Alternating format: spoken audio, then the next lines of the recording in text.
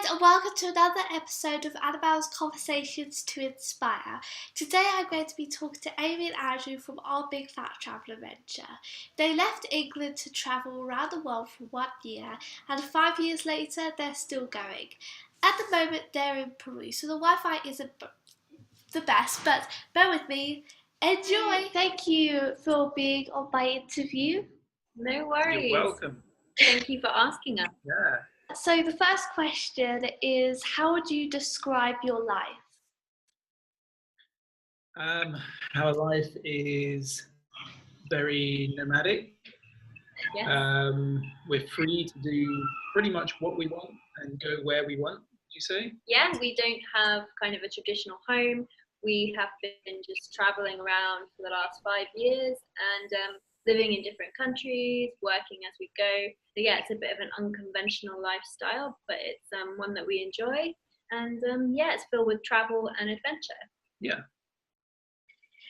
Could you tell me a bit about your backgrounds? Yes. Sure. So how far back do you want us to go? However. All right. So we're both from the UK. I grew up in Wales. We met in Bristol at university, and after living in Bristol for 5 or 6 years, 4 or 5 years, we moved to London. In London, I was a teacher in a secondary school. Yeah, and I worked in online journalism, so we lived in London for about 4 years, and during that time we really became interested in going away and travelling, and we found working and living in London quite stressful, and we didn't have any time and we hardly saw each other, so we spent our time saving up a lot of money and planned this big travel adventure that we thought was going to last about 2 years maybe. We thought we had enough money for that. But quickly we realised as soon as we started travelling that we didn't really want it to end, so we figured out ways to keep earning money and keep travelling and make our travelling lifestyle a bit more permanent. Mm-hmm. How long have you been travelling for? So we left in March 2013, so that's over 5 years now. Yeah. Wow. So where did your love of travelling come from?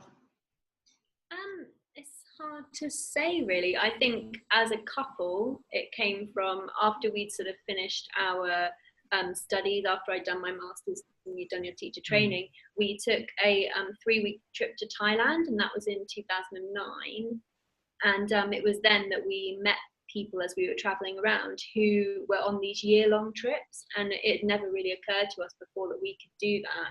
Yeah. And we were really inspired by what they were doing and their adventures, and we thought we could do that. We just need to save up some money, and maybe we travel as well, where the idea really came from, I think so, yeah. We've always enjoyed going on holidays and things before that, but yeah, it was probably our trip to Thailand in 2009 that made us think, actually we can do this in a different way. It doesn't always have to be a few holidays. Yeah, that's where we really learned about kind of backpacking and traveling on a budget and making your money last longer so you can see more places.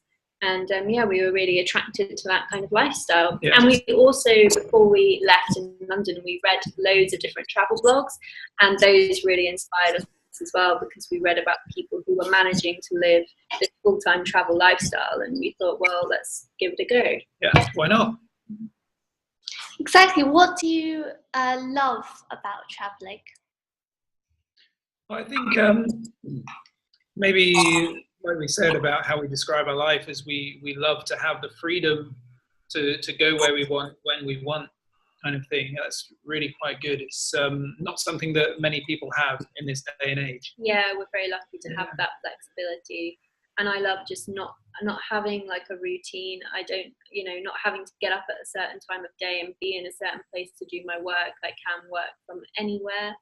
I love the fact that when we travel, we're learning stuff all the time, and we go on tours and we go and visit historical sites, and we learn so much more. I know so much more that I never would have known had we still If we stayed in London. yeah, if we stayed in London. That's what I love. And also we meet a lot of new people when we travel, which is great. We've got friends like you guys that we wouldn't have met probably had we not been traveling, and we hadn't met up with you in Thailand, and there's loads of other bloggers that we know through travel, and it's great to meet these different people who are living different lifestyles. Tell me a bit about your trek to Everest Base Camp. Ooh. Oh wow. Well, what do you want to know? Well, anything really.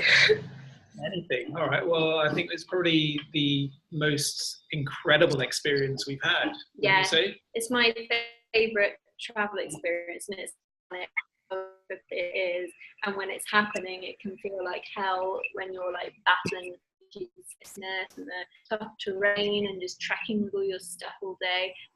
When you get to base camp and you've done it and you've achieved it, it's just like the most amazing feeling. And just the Himalayas is the most incredible place I've ever been. I doubt we'll go anywhere more amazing than the Himalayas. That's when you're walking along up the Khumbu Glacier, alongside the glacier, and you see Everest in the distance and Ama Dablam behind you. It's just incredible. There's nowhere else like it on Earth, is there? No. What's your least favourite thing about travelling? Least favourite? What do you reckon? Yeah, like dodgy Wi-Fi connections that mean that make it difficult for us to work, and living out of a backpack gets pretty hard. We're also vegan now. We've been vegan for about a year, and that has made traveling a little bit more difficult. Here in South America, everything's very meat-based, so it's been a real challenge. Yeah. We now have to kind of, because we work on the road and we're vegan, we have to stay in apartments mainly rather than hotels perhaps, so that we can cook our own meals and we have our own space to work. And yeah, I think those are the main challenges. Yeah, I think also we kind of miss the proximity we have to family. For example, my brother got married last month, my sister's getting married this weekend, and my other brother has just had a new baby. So there are lots of things we're missing out on that we have to, we just have to miss out on, essentially. Yeah, we only really get to see family when we go back and visit in the summer, and friends as well from the UK. We can lose touch, or we don't see them very often. We're lucky that people have come out to visit us. My friend's coming to see us in California next week. Yeah, but it's difficult to keep those relationships going in the same way that you can have them in the UK. Yeah, definitely. I think, I mean, you can still Skype people, but it's not as the same as actually being there with them. Definitely. Yeah. It's never the same, is it? Especially like with your brother's new baby. I mean, we can't see her, we can't hold her, we can't know what she looks like. We haven't even seen a picture of her with her eyes open yet. So it's it's difficult. Yeah. What's been your favourite place that you have travelled to? Favourite place? Well, I think we have to say Thailand is way up there. We keep finding ourselves back in Thailand. We always go back there, don't we? Yeah, it's one of my favourite places, not just to travel to, but to live in. I love it. I also love Vietnam. We lived there for a year. And the USA, like I love travelling in the USA. I know it gets a bad rap, but I think it's amazing. It's so diverse. There's so many different landscapes. Yeah. And the people are so friendly to us. And definitely. Also New Zealand. Yeah, New Zealand as well. And of course, Nepal, when we were doing the Everest Base Camp trek, that was incredible. I mean, we quite like it here in Peru. It's pretty good in Peru. Seeing like Machu Picchu, and in Bolivia we went into the Amazon jungle. So I definitely wouldn't put South America up there on my list of favorite regions for sure. Definitely Asia beats it every time, but we disagree on some places, obviously. And people watching this video, comment below where your favourite place to travel is. What has been your best experience while travelling? Well, I definitely think Everest Base Camp, for sure. I think so. What else? What else? We did some volunteering in the Philippines after Typhoon Haiyan, and that was in 2014. That was really a really amazing experience. Yeah. It's a really humbling experience to see the effects of a natural disaster and how people in the world struggle with that. And we weren't able to do much to help, but we did go and we tried to contribute a bit. Yeah. It was a really educational We did what we experience. could. Yeah. I think also, like you guys, we've been doing a bit of house sitting on our travels, and we really enjoy those experiences because it means we get to have a pet while we're traveling. It's really nice. It's really good for us. And how about teaching in Vietnam? Yeah, and teaching in Vietnam as well. Yeah. Yeah. Yeah, we've had loads of really good experiences. So it's hard to choose maybe the best is Everest Base Camp trek. Yeah. Yeah, it's hard to choose what comes below that. Also, one of my favourites, probably my most fun, like my favourite thing is the road trip we did in New England in autumn in America, and that was when the leaves were turning colour, and we just drove through like Maine and Vermont, and it was just amazing. Such great scenery, all these little New England American towns. It's amazing. If you could travel to somewhere that you haven't been before, where would it be and why? Ooh. Yeah, we've got a few options for this as well. Yeah, we've got a few places on our list that we want to go to. So where is there? There's Canada. Really want to see Canada. It's it's quite up on our list, isn't it? I think that'll probably be the next trip. I think next summer we're definitely going to try and go to Canada. Just looks so pristine, so incredible. The countryside, the scenery, just looks amazing, doesn't it? And we love mountains and we love trekking, so I think that will be a great place for us to go. And what else? Yeah, the Rocky Mountains, and they've also got polar bears and grizzly bear sanctuaries. Yeah, so that's we'll see really about that. cool. And what else? Yeah, South Africa is another one, a totally different place. We haven't travelled much in that region at all. No, so not at all. I think that would be an amazing place for wildlife. Where else? Japan is one of our major sort of oversights in Asia. We haven't been to Japan yet because it's so expensive.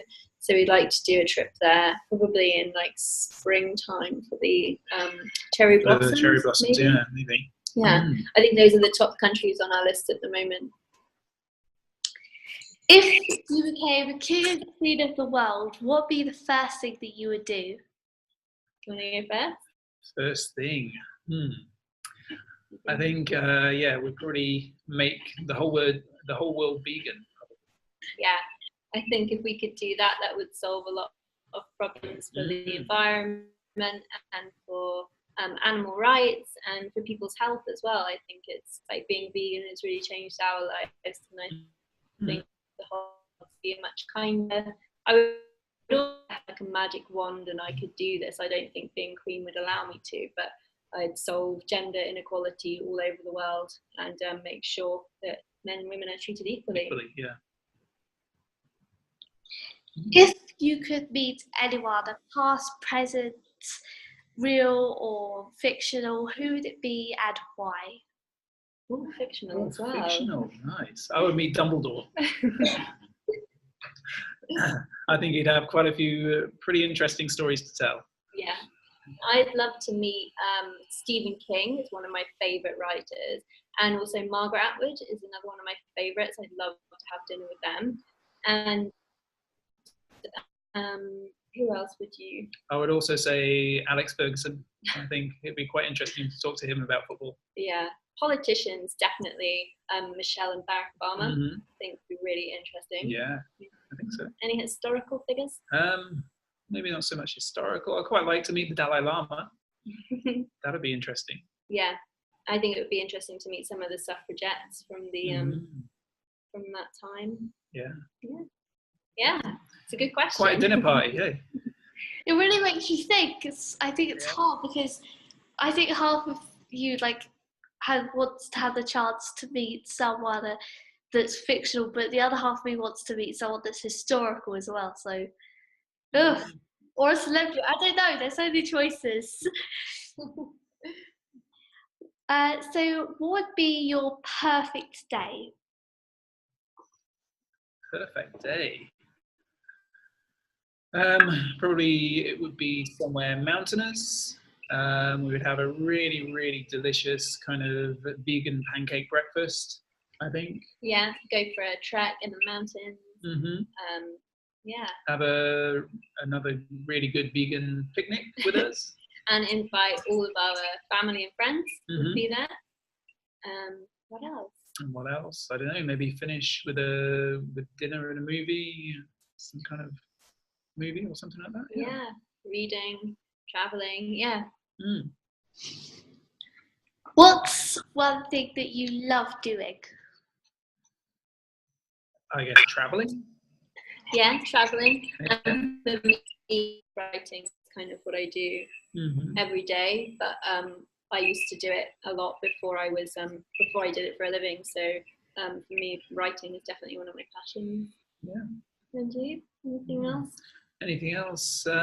What about riding the bike? Yeah, I haven't done that for a long time. That's another thing I miss from traveling, is that we don't have some of the things that we had back in the UK, like a bike or maybe a games console or something like that. So yeah, I really like riding my bike in the UK. It's good. Yeah, that's definitely one thing that we miss as well. Is I think riding a bike it's nice because, especially in some of the places we've been to, because to be able to go around, but also if it was too far to like walk, to be able to cycle around, to go places that are too far to walk, and things like that. So definitely. Yeah. What could you spend all day talking about?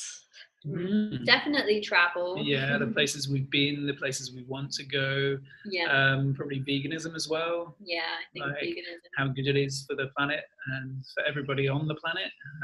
Yeah, for me, I think feminism and books, and films, and documentaries, sports and things like that. Yeah, a few things I think. Yeah.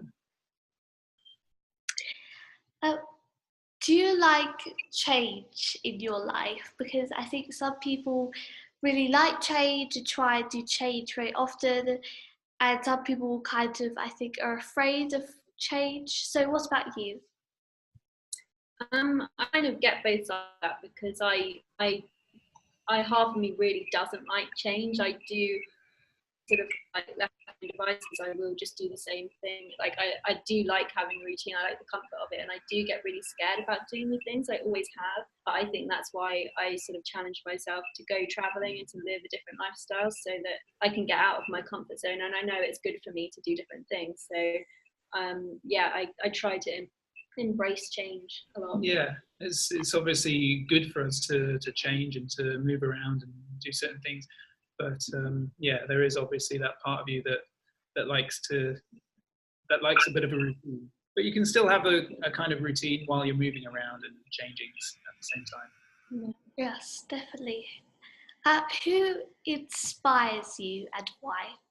I guess people who are not living the conventional lifestyle. So other people who are thinking outside the box, doing things that most normal people don't do, and who are succeeding and thriving doing that. Yeah, just normal people who have courage to live their lives differently, like you guys, like so many other people we've met while we've been traveling, especially like families like you guys as well. I think it's amazing. It's something that a lot of people like it inspiring. It's really great. I think so.